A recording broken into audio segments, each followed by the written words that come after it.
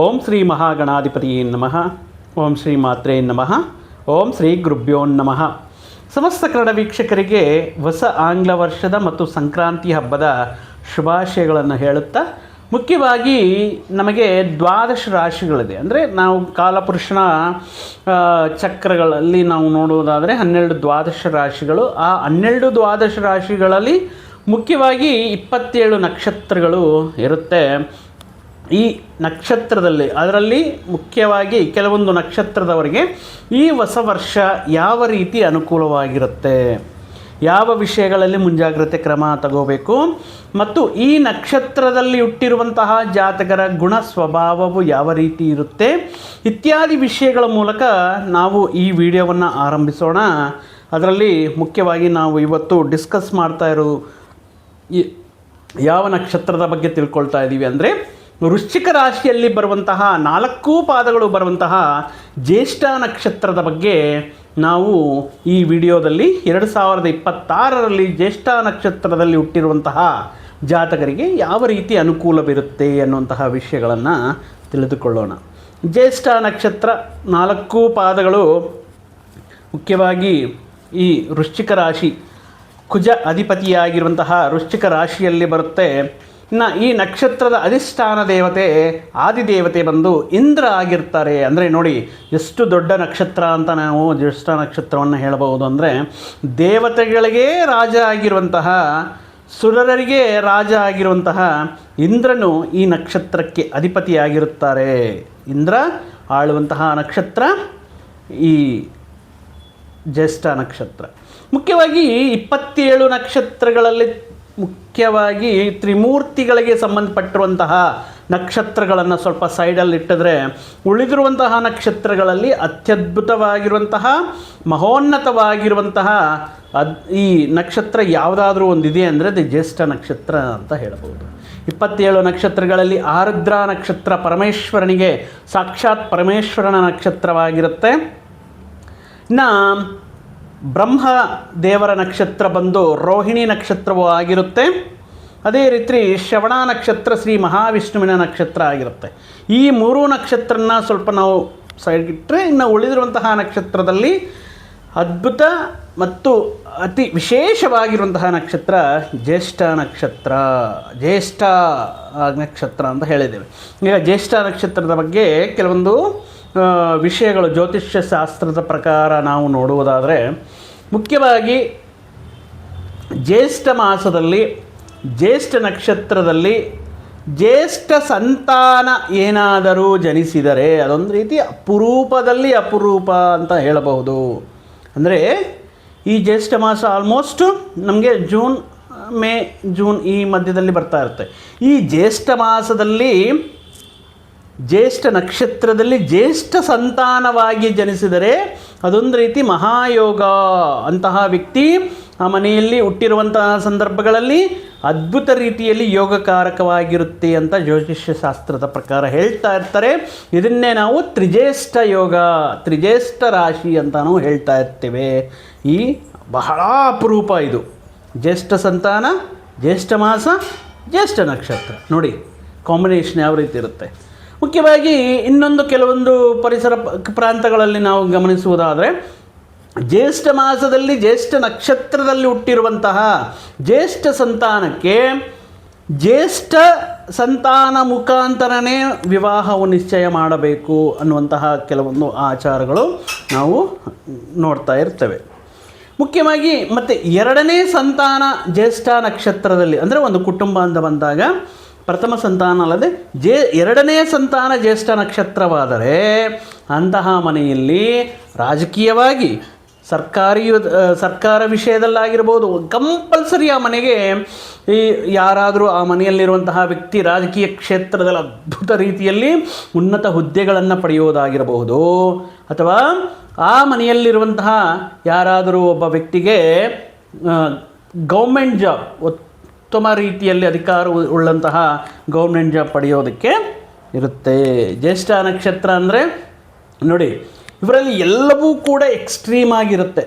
ಪ್ರೀತಿ extreme, ಭಾವೋದ್ವೇಗಗಳು extreme ಆಗಿರುತ್ತೆ, ಅತಿರೇಕವಾಗಿ ಇರುತ್ತೆ, ಕೋಪ ಉನ್ಮತ್ತವಾಗಿರುತ್ತೆ, ಅಂದರೆ ಪ್ರತಿಯೊಂದೂ ಕೂಡ ಎಕ್ಸ್ಟ್ರೀಮ್ ಲೆವೆಲ್ಸ್ ಇರುತ್ತೆ. ಅಂದರೆ ಪ್ರತಿಯೊಬ್ಬರಲ್ಲಿ ಕೆಲವು ಜನರಲ್ಲಿ ಕೋಪ ಜಾಸ್ತಿ ಇರುತ್ತೆ, ಅಥವಾ ಕೆಲವು ಜನರಲ್ಲಿ ತಾಳ್ಮೆ ಜಾಸ್ತಿ ಇರುತ್ತೆ, ಕೆಲವು ಜನರಲ್ಲಿ ಪ್ರೀತಿ ಜಾಸ್ತಿ ಇರುತ್ತೆ. ಬಟ್ ಈ ಜ್ಯೇಷ್ಠ ನಕ್ಷತ್ರದಲ್ಲಿ ಮುಖ್ಯವಾಗಿ ಈ 4 ಲಕ್ಷಣಗಳು ವಿಪರೀತವಾಗಿರುತ್ತೆ ಅಂತಲೇ ಹೇಳಬಹುದು. ಸೊ ಆದ್ದರಿಂದ ಜ್ಯೇಷ್ಠ ನಕ್ಷತ್ರದ ವ್ಯಕ್ತಿಯರ ಜೊತೆಗೆ ಏನಾದರೂ ಇವ್ರನ್ನ ಕೆಳಕುವ ಮುಂದೆ ಸ್ವಲ್ಪ ಹುಷಾರಾಗಿರಬೇಕಾಗಿರುತ್ತೆ. ಇನ್ನು ಈ ನಕ್ಷತ್ರದಲ್ಲಿಟ್ಟಿರುವಂತಹ ಶಿಶುವಿಗೆ, ಜಾತಕರಿಗೆ ಮೊದಲನೆಯ ಪಾದ ಯಾವುದೇ ದೋಷ ಇರೋಲ್ಲ. 2ನೇ ಪಾದದಲ್ಲಿ ಜ್ಯೇಷ್ಠ ನಕ್ಷತ್ರದಲ್ಲಿ ಹುಟ್ಟಿರುವಂತಹ ಸಂದರ್ಭಗಳಲ್ಲಿ ಶಿಶುವಿಗೆ ದೋಷವಿರುತ್ತೆ. ಅಂದರೆ ಆ ದೋಷದಲ್ಲಿ ಹುಟ್ಟಿರುವಂತಹ ಮಗುಗೆ ದೋಷ ಇರುತ್ತೆ. ಇನ್ನು 3-4 ಪಾದಗಳಲ್ಲಿ ಹುಟ್ಟಿರುವಂತಹ ಜ್ಯೇಷ್ಠ ನಕ್ಷತ್ರದ ಜಾತಕರಿಗೆ ತಾಯಿಗೆ ದೋಷ ಇರುತ್ತೆ. ಅಂದರೆ ತಾಯಿಗೆ ದೂರವಾಗಿ ಬೆಳೆಯೋದಾಗಿರ್ಬೋದು, ತಾಯಿಗೆ ಕೆಲವೊಂದು ಅನಾರೋಗ್ಯ ಸಮಸ್ಯೆಗಳು ಆರಂಭವಾಗುವುದಾಗಿರ್ಬೋದು, ತಾಯಿಗೆ ಕೆಲವೊಂದು ವಿಷಯಗಳಲ್ಲಿ ದೋಷ ಅಂತ ಹೇಳಲಾಗುತ್ತೆ. ಮುಖ್ಯವಾಗಿ ಮಗು ಹುಟ್ಟಿದ ತಕ್ಷಣ 21 ದಿನಗಳು ಅಥವಾ 1 ತಿಂಗಳು ಅಥವಾ 3 ತಿಂಗಳ ಒಳಗಡೆ ಈ ನಕ್ಷತ್ರ ಶಾಂತಿಯನ್ನು ಮಾಡಿಸೋದು ಉತ್ತಮ. ಇಲ್ಲಿವರೆಗೂ ಮಾಡಿಸಲಿಲ್ಲ ಅಂದ್ರೂ ಕೂಡ ಈಗಲೂ ಕೂಡ ಟೈಮ್ ಮೀರಿಲ್ಲ, ನೀವು ನಕ್ಷತ್ರ ಶಾಂತಿಯನ್ನು ಮಾಡಿಸ್ಕೊಳ್ಳೋದು ಜ್ಯೇಷ್ಠ ನಕ್ಷತ್ರದವರು ಉತ್ತಮ. ವಿಪರೀತವಾಗಿರುವಂತಹ ಕಷ್ಟ ಬೀಳುವಂತಹ, ಯಾಕಪ್ಪ ನಮಗೆ ಈ ಕಷ್ಟಗಳು ಅನ್ನುವಂತಹ ವಿಶೇಷವಾಗಿರುವಂತಹ ಪ್ರತಿಯೊಂದು ವಿಷಯದಲ್ಲಿ ಕಷ್ಟನೇ ಅವರಿಗೆ. ಯಾವುದೂ ಸುಲಭವಾಗಿ ಸಿಗಲ್ಲ. ಜೀವನ ಆದ್ಯಂತವೂ ಎಜುಕೇಷನ್ ಆಗಿರ್ಬೋದು, ಹಣಕಾಸಿನ ಸಂಪಾದನೆ ಆಗಿರ್ಬೋದು, ಲೈಫಲ್ಲಿ ಸೆಟ್ಲಾಗೋದಾಗಿರ್ಬೋದು, ವಿವಾಹವಾಗಿರ್ಬೋದು, ಪ್ರತಿಯೊಂದು ಕೂಡ ತುಂಬ ಕಷ್ಟಪಟ್ಟು ಸಾಧನೆ ಮಾಡಬೇಕಾಗಿರುತ್ತೆ, ಕಷ್ಟಪಟ್ಟು ಪಡ್ಕೋಬೇಕಾಗಿರುತ್ತೆ. ನಮಗೇನೇ ಈ ಕಷ್ಟಗಳೆಲ್ಲ ಬರುತ್ತಾ ಅಂತ ತುಂಬ ಜನ ಹೇಳ್ಕೊಳ್ತಾ ಇರ್ತಾರೆ ಜ್ಯೇಷ್ಠ ನಕ್ಷತ್ರದಲ್ಲಿ ಹುಟ್ಟಿರುವಂತಹ ವ್ಯಕ್ತಿಗಳು. ಇವರಲ್ಲಿರುವಂತಹ ಮತ್ತೊಂದು ವಿಶೇಷವಾಗಿರುವಂತಹ ಗುಣ ಏನಂದರೆ, ನೀವು ಏನಾದರೂ ಅವ್ರನ್ನ ಅಪ್ರಿಷಿಯೇಷನ್ ಮಾಡಿದ್ರೆ, ಹೊಗಳಿದ್ರೆ ಮಾತ್ರ ಅವ್ರಿಗಿರೋ ಬರೋ ಆಸ್ತಿನೆಲ್ಲ ಕೂಡ ಬರೆದು ಕೊಟ್ಬಿಡ್ತಾರೆ. ಅಂದರೆ ಹೊಗಳಿಕೆಗೆ ಮಣಿಯುವಂತಹ ಸ್ವಭಾವ ಅಂತ ಜ್ಯೋತಿಷ್ಯ ಶಾಸ್ತ್ರ ಪ್ರಕಾರ ಜ್ಯೇಷ್ಠ ನಕ್ಷತ್ರದವರಿಗೆ ಹೇಳುತ್ತೆ. ಅಂದರೆ ಪ್ರತಿಯೊಂದನ್ನು ಸೋಲನ್ನು ಒಪ್ಕೊಳ್ಳಲ್ಲ. ಸೋಲನ್ನು ಯಾವುದೇ ವಿಷಯಕ್ಕೂ ಈ ಕಾಂಪಿಟೇಟಿವ್ ಆಗಿ ತಗೊಳ್ತಾರೆ, ಪ್ರತಿಯೊಂದನ್ನು ಕೂಡ ಕಾಂಪಿಟೇಟಿವ್ ಆಗಿ ನೋಡ್ತಾ ಇರ್ತಾರೆ. ಸೊ ಎಲ್ಲದರಲ್ಲೂ ತಮ್ಮದೇ ಮೇಲ್ಗೈ ಆಗಿರಬೇಕು, ತಮ್ಮದೇ ಗೆಲುವಾಗಿರಬೇಕು, ತಮ್ಮದೇ ಯಶಸ್ಸು ಆಗಿರಬೇಕು ಅಂತ ಬಯಸ್ತಾ ಇರ್ತಾರೆ ಜ್ಯೇಷ್ಠ ನಕ್ಷತ್ರದವರು. ಆದ್ದರಿಂದ ಇನ್ ಕೇಸ್ ಇವರ ಆಧ್ವರ್ಯದಲ್ಲಿ, ಇವರ ಸಮ್ಮುಖದಲ್ಲಿ ಏನಾದರೂ ಒಂದು ಕಾರ್ಯಕ್ರಮ ಏನಾದರೂ ಎಕ್ಸಲೆಂಟ್ ಆಗಿದೆ ಅಂತ ಹೇಳಿಬಿಟ್ರೆ, ಏನು ಮಾಡಿಸಿದ್ದೀರಪ್ಪ ನೀವು ಕಾರ್ಯಕ್ರಮ, ಏನು ಅರೇಂಜ್ ಮಾಡಿಸಿದ್ದೀರ ಅಂದರೆ ಅಷ್ಟಕ್ಕಿಂತ ಇನ್ನೊಂದು ಏನೂ ಬೇಕಾಗಿಲ್ಲ. ಅಂದರೆ ಹೊಗಳಿಕೆಗೆ ಮಣಿಯುವಂತಹ ಸ್ವಭಾವ, ಕಷ್ಟಪಡುವಂತಹ ಸ್ವಭಾವ. ಆದರೆ ಆ ಹೊಗಳಿಕೆಯೇ ಕೆಲವೊಂದು ಸಾರಿ ಕೆಲವೊಂದು ವ್ಯಕ್ತಿಗಳು ತಮ್ಮ ಸ್ವಾರ್ಥಕ್ಕಾಗಿ ಇವರನ್ನು ಕೆಲವೊಂದು ವಿಷಯಗಳು ಪೂರ್ತಿ ಮಾಡೋದರಲ್ಲಿ ಯೂಸ್ ಮಾಡ್ಕೊಳ್ತಾ ಇರ್ತಾರೆ. ಈ ವಿಷಯವನ್ನು ಗಮನದಲ್ಲಿ ಇಟ್ಕೋಬೇಕಾಗಿರುತ್ತೆ. ಇನ್ನು ವರ್ಕ್ ಮಾಡುವಂತಹ ಪ್ಲೇಸ್ ಅಂತ ಬಂದಾಗ, ಅಥವಾ ಇವರು ಚೆನ್ನಾಗಿ ತುಂಬ ಕಷ್ಟಪಡುವಂತಹ ಸ್ವಭಾವ. ಏನಪ್ಪ ಇವರಲ್ಲಿರುವಂತಹ ಪ್ರಾಬ್ಲಮ್ ಅಂದರೆ, ಇವ್ರ ಮುಂದೆ ಬೇರೆಯವ್ರನ್ನ ಯಾರಾದರೂ ಹೊಗಳಿದ್ರೆ ಅದನ್ನು ಸಹಿಸ್ಕೊಳ್ಳೋಕ್ಕಾಗಲ್ಲ. ಏದರ್ ಮೆನ್ ಆಗಿರ್ಬೋದು, ವಿಮೆನ್ ಆಗಿರ್ಬೋದು, ಅಷ್ಟೇ ಮುಗಿತ ಕತೆ.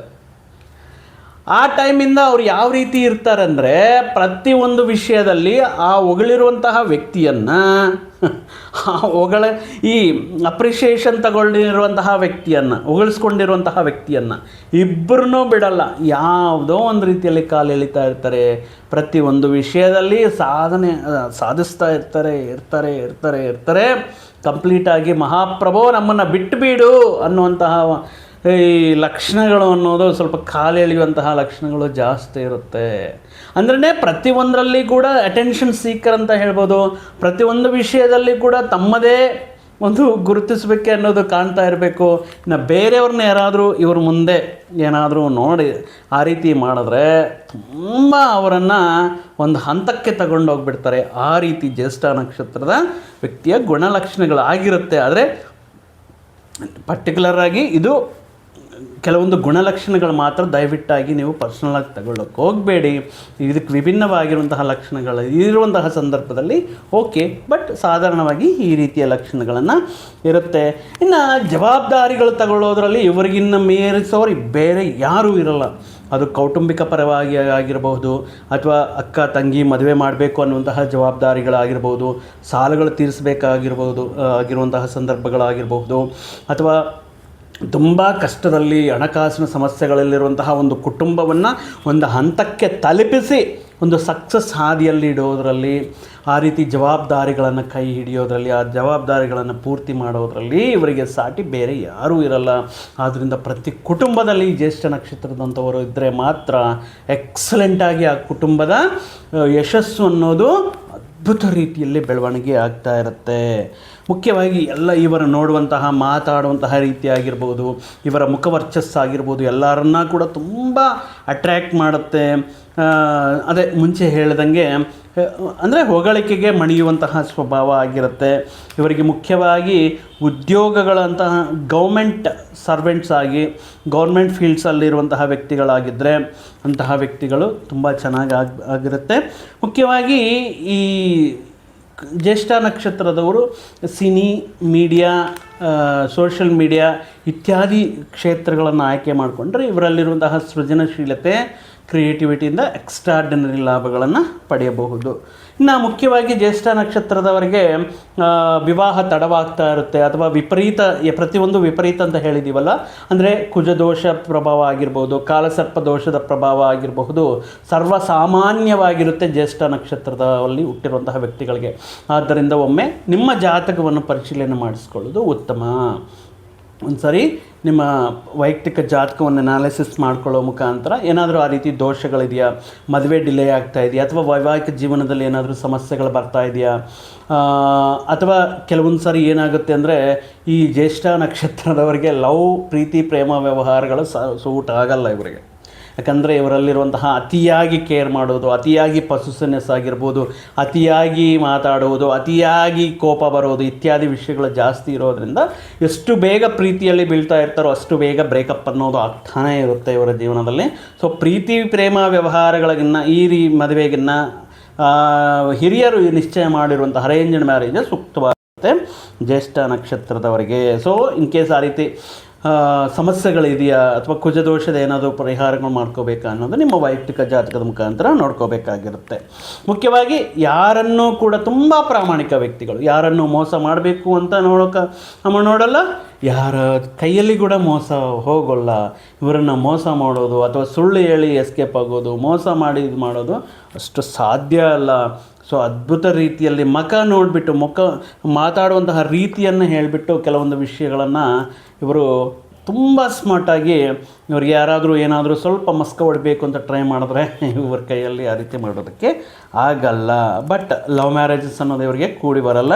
ಇನ್ನು 2026ರಲ್ಲಿ ಯಾವ ರೀತಿ ಇರುತ್ತೆ ಅಂತ ಹೇಳೋದಾದರೆ, ಜನವರಿ 1ರಿಂದ ಅಂದರೆ ನಾವು ದೀರ್ಘಕಾಲಿಕ ಸಂಚಾರ ಗ್ರಹಗಳನ್ನು ನಾವು ನೋಡುವುದಾದರೆ ಗುರು, ಶನಿ ಪರಮಾತ್ಮರು, ಅದೇ ರೀತಿ ರಾಹು, ಕೇತುಗಳು. ಇನ್ನು ಏನಪ್ಪ ಅಂದರೆ ಇವರಿಗೆ ಈ ಮೊದಲನೇ 6 ಮಂತ್ಸ್ ಜನವರಿ 1ರಿಂದ ಜೂನ್ 1ನೇ ತಾರೀಕುವರೆಗೂ ಕೂಡ ಅಷ್ಟಮದಲ್ಲಿ ಗುರು ಇರ್ತಾರೆ, ಪಂಚಮದಲ್ಲಿ ಶನಿ ಪರಮಾತ್ಮರು ಇರ್ತಾರೆ, ಆ್ಯಂಡ್ 4ನೇ ಮನೆಯಲ್ಲಿ ರಾಹು ಇರ್ತಾರೆ. ಕೇತು ಸ್ವಲ್ಪ ಒಂದು ಗ್ರಹ ಮಾತ್ರ ಅನುಕೂಲವಿರುತ್ತೆ. ಸ್ವಲ್ಪ 6 ತಿಂಗಳು ತುಂಬ ಅಪ್ಸ್ ಆ್ಯಂಡ್ ಡೌನ್ಸ್ ಇರುತ್ತೆ. ಹಣಕಾಸಿನ ಸಮಸ್ಯೆಗಳಲ್ಲಾಗಿರ್ಬೋದು, ಕುಟುಂಬಕ್ಕೆ ದೂರವಾಗಿ ಈ ಕೆಲವೊಂದು ಸಂದರ್ಭಗಳಲ್ಲಿ 4th ಹೌಸಲ್ಲಿ ರಾಹು ಇರೋದರಿಂದ ವೃತ್ತಿ ಉದ್ಯೋಗಗಳನ್ನು ಫ್ಯಾಮ್ಲಿಗೆ ದೂರ ಆಗಿ ಬರೋದು, ಅಂದರೆ ದೂರದ ಪ್ರದೇಶದಲ್ಲಿ ವೃತ್ತಿ ಉದ್ಯೋಗಗಳಿಗೆ ಹೋಗೋದು, ಫ್ಯಾಮ್ಲಿನ ಮಿಸ್ ಮಾಡ್ಕೊಳ್ಳೋದು, ಮುಖ್ಯವಾಗಿ ಇನ್ವೆಸ್ಟ್ಮೆಂಟ್ ಮಾಡುವಂತಹ ಸಂದರ್ಭಗಳಲ್ಲಿ ಮೋಸ ಹೋಗೋದಕ್ಕೆ, ಸ್ಪೆಕ್ಯುಲೇಷನ್ ಶೇರ್ಸ್ ಅಂತಹ ವಿಷಯಗಳಲ್ಲಿ ತುಂಬ ಹುಷಾರಾಗಿರಬೇಕಾಗಿರುತ್ತೆ. ಯಾಕಂದರೆ ಇಲ್ಲಿ ಅಷ್ಟಮದಲ್ಲಿ ಗುರು ಲಾಭಕಾರಕನಲ್ಲ. So you have to be very careful. ಈ ಜೂನ್ 1ನೇ ತಾರೀಕುವರೆಗೂ ಕೂಡ ತುಂಬ ತಾಳ್ಮೆಯಿಂದ ಮಾತಾಡುವಂತಹ ಸಂದರ್ಭದಲ್ಲಿ, ಅದರಲ್ಲಿ ಕೂಡ ಪಂಚಮ ಶನಿ ನೋಡಿ, ಸಂತಾನಕ್ಕೋಸ್ಕರ ಪ್ರಯತ್ನ ಮಾಡ್ತಾ ಇದ್ದರೆ ಗರ್ಭಧಾರಣೆಯಲ್ಲಿ ಸಮಸ್ಯೆಗಳಾಗೋದಾಗಿರ್ಬೋದು, ಮುಖ್ಯವಾಗಿ ಸ್ತ್ರೀಯರಿಗೆ ಈ ಸಂತಾನಕ್ಕೆ ಸಂಬಂಧಪಟ್ಟಿರುವಂತಹ ದೋಷಗಳು ಉಂಟಾಗೋದಕ್ಕೆ, ಈ ರೀತಿ ಮೊದಲನೇ ಜೂನ್ 1ನೇ ತಾರೀಕುವರೆಗೂ ಈ ರೀತಿ ಸ್ವಲ್ಪ ಪ್ರಾಬ್ಲಮ್ಸ್ ಅನ್ನೋದು ನೋಡ್ಬೋದು ಜ್ಯೇಷ್ಠ ನಕ್ಷತ್ರದವರು. ಸೊ ಆದ್ದರಿಂದ ಕೆಲವೊಂದು ಅನಾವಶ್ಯಕವಾಗಿರುವಂತಹ ಖರ್ಚುಗಳಿಗೆ, ದುಂದು ವೆಚ್ಚಗಳಿಗೆ ಅಷ್ಟು ದೂರ ಇರೋದು ಜ್ಯೇಷ್ಠ ನಕ್ಷತ್ರದವರು ಒಳ್ಳೆಯದು. ಯಾಕಂದರೆ ಇಲ್ಲಿ ಇವರಿಗೆ ಜೂನ್ ಮಾಸದವರೆಗೂ ಕೂಡ 3 ಪ್ರಧಾನ ಗ್ರಹಗಳ ಅನುಕೂಲತೆ ಇಲ್ಲ. 4th ಹೌಸ್ ಅಂತ ಹೇಳ್ತಾ ಇರ್ತೇವೆ, ವ್ಯವಹಾರಗಳ, ಸ್ಥಿರಾಸ್ತಿ, ಹೂಡಿಕೆಗಳ ಸ್ಥಾನ, 4ನೇ ಸ್ಥಾನ ರಾಹು. ಸೊ ಜೂಜು, ಬೆಟ್ಟಿಂಗ್, ರಮ್ಮಿ ಇತ್ಯಾದಿ ವಿಷಯಗಳಿಗೆ ದೂರ ಇರೋದು ತುಂಬ ಒಳ್ಳೆಯದು. ಇನ್ನು ಮುಖ್ಯವಾಗಿ ಈ 2026ರಲ್ಲಿರುವಂತಹ ಗ್ರಹಗತಿಯನ್ನು ನೋಡಿದ್ರೆ ಜ್ಯೇಷ್ಠ ನಕ್ಷತ್ರದವರು ಇಲ್ಲಿವರೆಗೂ ಮದುವೆ ಆಗಲಿಲ್ಲ, ಮದುವೆ ಪ್ರಯತ್ನಗಳು ಮಾಡ್ತಾ ಇದ್ದೇವೆ ಆದ್ರೂ ಸೆಟ್ ಆಗ್ತಾ ಇಲ್ಲ ಅಂತ ಹೇಳೋರಿಗೆ ಈ ವರ್ಷ ಮಾತ್ರ ಎಕ್ಸಲೆಂಟಾಗಿ ಮದುವೆ ಆಗೋದಕ್ಕೆ ಚಾನ್ಸಸ್ ಇದೆ. ಅದು ಕೂಡ ಜೂನ್ ಮೇಲೆ ಗುರುಬಲ ಸ್ಟಾರ್ಟ್ ಆಗ್ತಾ ಇದೆ. ಆದ್ದರಿಂದ ಭಾಗ್ಯಸ್ಥಾನಕ್ಕೆ ಗುರು ಬರೋದರಿಂದ ಇವರಿಗೆ ಅದ್ಭುತ ರೀತಿಯಲ್ಲಿ ಮದುವೆಯ ನಿಶ್ಚಯವಾಗುವುದು ಅಥವಾ ತುಂಬ ದಿನಗಳ ಪ್ರೀತಿ ಪ್ರೇಮ ವ್ಯವಹಾರಗಳೆಲ್ಲ ಕೂಡ ಮದುವೆಗೆ ದಾರಿ ಮಾಡಿಕೊಡೋದು ಇತ್ಯಾದಿ ವಿಷಯಗಳ ಅನುಕೂಲವಾಗಿರುತ್ತೆ. ಇನ್ನು ಜೂನ್ ಮೇಲೆ ನೀವು ಮಾಡ್ತಾ ಇರುವಂತಹ ವೃತ್ತಿ ಉದ್ಯೋಗಗಳಲ್ಲಿ ಅತ್ಯಧಿಕ ಅದ್ಭುತ ರೀತಿಯಲ್ಲಿ ಅಭಿವೃದ್ಧಿ ಅನ್ನೋದು ಕಾಣಬಹುದು. ಈ ವಿದ್ಯಾಭ್ಯಾಸದಲ್ಲಿ ಉನ್ನತ ರೀತಿಯಲ್ಲಿ ವಿದ್ಯಾಭ್ಯಾಸ ಮತ್ತು ಉನ್ನತ ರೀತಿಯಲ್ಲಿ ನಿಮಗೆ ಉನ್ನತ ವಿದ್ಯಾಸಂಸ್ಥೆಗಳಲ್ಲಿ ಸೀಟ್ ಪಡೆಯೋದಾಗಿರಬಹುದು, ವಿದೇಶಕ್ಕೆ ಹೋಗುವಂತಹ ಪ್ರಯತ್ನಗಳು ಮಾಡೋದಾಗಿರಬಹುದು.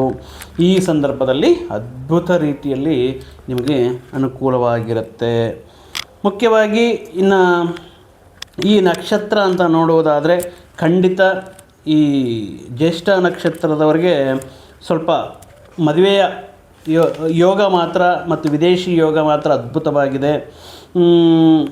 ಅಂದರೆ ತುಂಬ ನೋಡೋದಕ್ಕೆ ಇವರಲ್ಲಿ ಮತ್ತೊಂದು ಪ್ರಾಬ್ಲಮ್ ಏನಪ್ಪ ಅಂದರೆ ನೋಡೋದಕ್ಕೆ ಮಾತಾಡುವಂತಹ ಸಂದರ್ಭದಲ್ಲಿ ಅಟೆನ್ಷನ್ ಸೀಕರ್ ಅಂತ ಹೇಳ್ತಾ ಇರ್ತೇವೆ.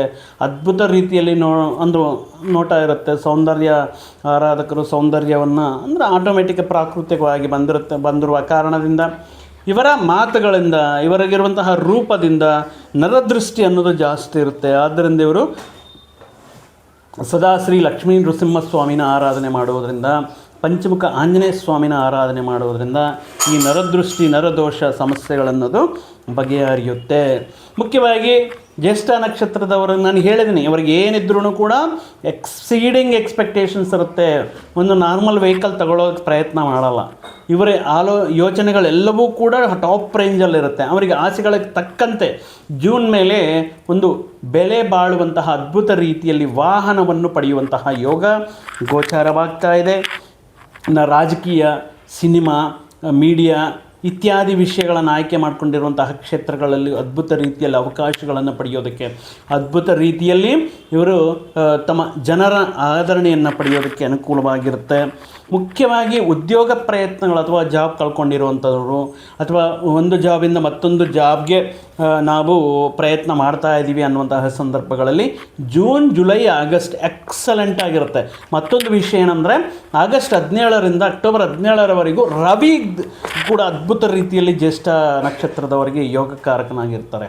ಸೊ ಜೂನ್, ಜುಲೈ, ಆಗಸ್ಟಲ್ಲಿ ನೀವು ಮಾಡುವಂತಹ ಪ್ರಯತ್ನಗಳಾಗಿರ್ಬೋದು, ನಿಮಗೆ ವಿಪರೀತವಾಗಿರುವಂತಹ ರಾಜಯೋಗವನ್ನು ಕೊಡುವಂತಹ ದಿನಗಳು ಆಗಸ್ಟ್, ಸೆಪ್ಟೆಂಬರ್, ಅಕ್ಟೋಬರ್ ಈ 3 ತಿಂಗಳು. ಜೂನ್, ಜುಲೈ, ಆಗಸ್ಟ್ ಹೊಸ ಉದ್ಯೋಗ ಪ್ರಯತ್ನಗಳನ್ನೋದು ನಿಮಗೆ ಎಕ್ಸಲೆಂಟಾಗಿ ಕೂಡಿ ಬರುತ್ತೆ. ಇನ್ನು ಈ ಕೆಲವೊಂದು ಆರೋಗ್ಯ ಸಮಸ್ಯೆಗಳು ಅಂತ ಬಂದಾಗ ದೈಹಿಕ ಆರೋಗ್ಯ ಸಮಸ್ಯೆಗಿನ್ನ, ಯಾಕಂದರೆ ಅಷ್ಟಮದಲ್ಲಿ ಗುರು ಇರೋದರಿಂದ, ಚತುರ್ಥ ಸ್ಥಾನ ರಾಹು ಇರೋದರಿಂದ, ಪಂಚಮದಲ್ಲಿ ಶನಿ ಪರಮಾತ್ಮ ಇರೋದರಿಂದ ಈ love failures, love break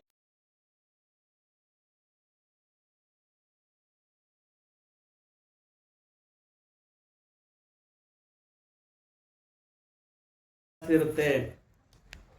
anxiety issues ಆಗಿರ್ಬೋದು, ಮಾನಸಿಕ ಆತಂಕ ಆಗಿರ್ಬೋದು. ಸೊ ಮಾನಸಿಕವಾಗಿ ದೃಢವಾಗಿರಬೇಕಾಗಿರುತ್ತೆ.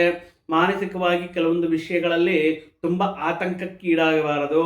ಮಾನಸಿಕ ಸಮಸ್ಯೆಗಳಿಂದ ಸರಿಯಾದ ಸಮಯದಲ್ಲಿ ಊಟ ಮಾಡದೇ ಇರೋದು, ಸರಿಯಾದ ಸಮಯದಲ್ಲಿ ನಿದ್ದೆ ಮಾಡದೇ ಇರೋದು ಇತ್ಯಾದಿ ವಿಷಯಗಳು ದೈಹಿಕ ಆರೋಗ್ಯ ಸಮಸ್ಯೆಗಳೇ ದಾರಿ ಮಾಡಿಕೊಡುತ್ತೆ. ಅದರಲ್ಲಿಯೂ ಕೂಡ ರಕ್ತ ದೋಷಗಳು ಜಾಸ್ತಿ ಇರುತ್ತೆ. ಬ್ಲಡ್ ಪ್ರೆಷರ್ ಫ್ಲಕ್ಚುವೇಟ್ ಆಗೋದು, ಕೆಲವೊಂದು ಸ್ಟ್ರೋಕ್ಸ್ ಇತ್ಯಾದಿ ವಿಷಯಗಳಿಂದ ಸ್ವಲ್ಪ ಹುಷಾರಾಗಿರ್ಬೇಕಾಗಿರುತ್ತೆ. ಸೊ ನಾರ್ಮಲ್ ಆಗಿ ಕಂಪ್ಲೀಟ್ ಬ್ಲಡ್ ಚೆಕಪ್ ಅಥವಾ ಹೆಲ್ತ್ ಚೆಕಪ್ ಮಾಡಿಸ್ಕೊಳ್ಳೋದು ಉತ್ತಮ. ಅದರ ಜೊತೆಗೆ ಸ್ವಲ್ಪ ಈ ನೀ ಜಾಯಿಂಟ್ ಪೇನ್ಸ್ ಆಗಿರ್ಬೋದು, ಈ ಮೊಡವೆಗಳು ಇತ್ಯಾದಿ ಪ್ರಾಬ್ಲಮ್ಸ್ ಅನ್ನೋದು ಈ ವರ್ಷದಲ್ಲಿ ಕಾಣಬಹುದು. ಸೊ ಮುಖ್ಯವಾಗಿ ಗುರುಬಲ ಅನ್ನೋದು ಮೊದಲನೇ 6 ತಿಂಗಳು ಬೇಕಾಗಿರುತ್ತೆ. ಗುರು ರಾಯರ ಆಶೀರ್ವಾದ ಪಡೆಯೋದಕ್ಕೆ ಪ್ರತಿ ಗುರುವಾರ ನಿಷ್ಠೆಯಿಂದ ಇರಬೇಕಾಗಿರುತ್ತೆ. ಗುರುವಾರದಂದು ಯೆಲ್ಲೋ ಕಲರ್ ಡ್ರೆಸ್ ವೇರ್ ಮಾಡೋದ್ರಿಂದ, ಗುರುವಾರದಂದು ಈ ಕಡಲೆ ಕಾಳಿನಿಂದ ಮಾಡಿರುವಂತಹ ಸಿದ್ಧಾರ್ಥಗಳನ್ನು ಪ್ರಸಾದವಾಗಿ ನೀಡುವುದರಿಂದ, ಅದೇ ರೀತಿ ಸುಬ್ರಹ್ಮಣ್ಯ ಸ್ವಾಮಿ ಆರಾಧನೆ ಮಾಡುವುದು ಅದ್ಭುತವಾಗಿರುತ್ತೆ. ಇನ್ನು ಗರಿಕೆಯಿಂದ ಶ್ರೀ ವಿನಾಯಕನಿಗೆ ಪ್ರತಿ ಸಂಕಷ್ಟಾದಿ ಚತುರ್ಥಿ ದಿನದಂದು ಗಣೇಶನಿಗೆ ಗರಿಕೆಯಿಂದ ಪೂಜೆ ಮಾಡುವುದರಿಂದ ಈ ಜ್ಯೇಷ್ಠ ನಕ್ಷತ್ರದವರಿಗೆ 2026 ವರ್ಷ ಅದ್ಭುತವಾಗಿ ಕೂಡಿ ಬರುತ್ತೆ.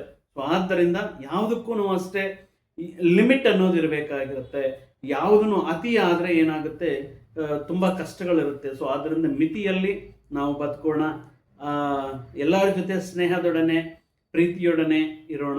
ದ್ವೇಷ, ಕೋಪ ಇತ್ಯಾದಿ ವಿಷಯಗಳನ್ನೆಲ್ಲ ದೂರ ಇಟ್ಟು ಆ ಪರಮೇಶ್ವರನ ಕೃಪೆಯಿಂದ, ಆ ಶ್ರೀ ಮಹಾವಿಷ್ಣುವಿನ ಆಶೀರ್ವಾದದಿಂದ ಮತ್ತಷ್ಟು ಶುಭ ವಿಷಯಗಳು ನಿಮ್ಮ ಜೀವನದಲ್ಲಿ ನಡೆಯಲಿ ಜ್ಯೇಷ್ಠ ನಕ್ಷತ್ರದವರಿಗೆ ಅಂತ ಹೇಳ್ತಾ, ಮತ್ತೊಂದು ವಿಡಿಯೋ ಜೊತೆಗೆ ಮತ್ತೊಂದು ಆಸಕ್ತಿಕರ ವಿಷಯದ ಜೊತೆಗೆ ನಿಮ್ಮ ಮುಂದೆ ಮತ್ತೆ ಬರ್ತೀವಿ.